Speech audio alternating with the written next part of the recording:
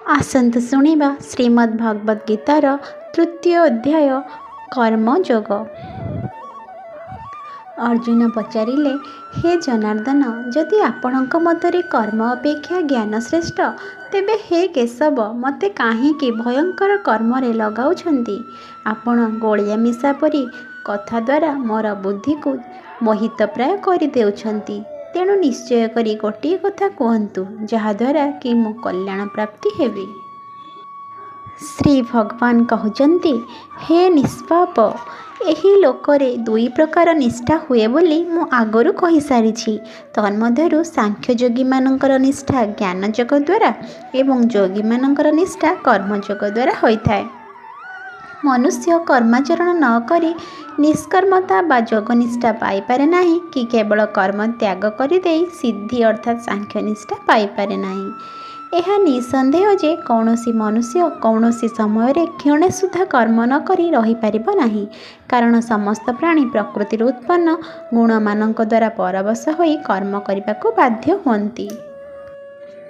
जो मूढ़बुद्धि मनुष्य समस्त इंद्रियों को बलपूर्वक उपरु रुद्ध करदेई मन द्वारा सही इंद्रिय मानकर विषय को चिंतन करुथाए, से मिथ्याचारी अर्थात दम्भी बोली कथित हुए।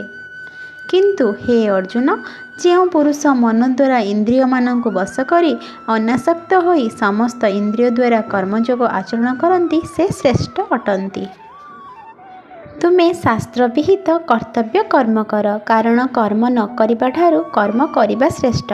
तथा कर्म न कले तुमर शरीर निर्वाह मध्य सिद्ध होई पारिब नाही। एठारे अर्जुन भगवान को पचारुछंती, हे भगवान, जदि आपण कहउछंती ज्ञान श्रेष्ठ, ताहाले मते कर्म रे काहेकि लगाउछंती, अर्थात मते युद्ध करिया पई काहेकि कहउछंती? आपण केतेबेले कर्म श्रेष्ठ कहउछंती, पुणी केतेबेले ज्ञान श्रेष्ठ कहउछंती।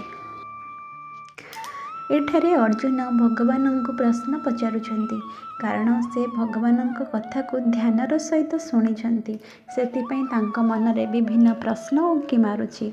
से कहउछंती, जदि आपण ज्ञान श्रेष्ठ कहउछंती, ताहाले मो ज्ञान आहरण करिवि, पुणी मते युद्ध करिया पई कहउछंती, सेटा पुणी कर्म करिया पई कहउछंती, ताहाले मते गोटिए कथा कहतु, मु कौन करिवि? मु किछि जानि पारु नाही। मु ज्ञान आहरण करिवि बा मु युद्ध पाई निजको प्रस्तुत करिवि? पुणी अर्जुन पचारुछंती, हे प्रभु, कृपा करी कहतु, कौन करिबा मो पक्षरे श्रेयस्कर हेब? आपण कहउछंती, जेहेतु मु क्षत्रिय, मोर धर्म हेउछि युद्ध करिबा। पुणी कहउछंती ज्ञानयोग श्रेष्ठ। आपण मते गोटिए कथा कहतु। एहार उत्तर रे भगवान कहउछंती, हे निष्पाप, मु आगुरु कहिछि, दुई प्रकार योग द्वारा मनुष्य भगवान को पाई थाए। गोटे होछि ज्ञान योग, आउ गोटे भक्ति योग। ज्ञान योग अर्थात मनीष ज्ञान आहरण करि थाए, अर्थात ता पाखरे थियोरिटिकल नॉलेज थाए, किंतु जेतेबेले सही नॉलेज को सी एक्शन रे व्यवहार करे बा कर्म रे नियोजन करे, ताहा भक्ति योग होई जाए। अर्थात खाली ज्ञान रहिले हेब नाही, ज्ञान अनुसार कर्म करिबा उचित, ताहाले ताहा भक्ति योग होई जिवो। आउ भक्ति योग ही सबुठारु श्रेष्ठ। एथिरे उभय ज्ञान और कर्म योगर मिलन होइथाए। एहार अवशिष्टांश शुणिबा परवर्ती वीडियो रे।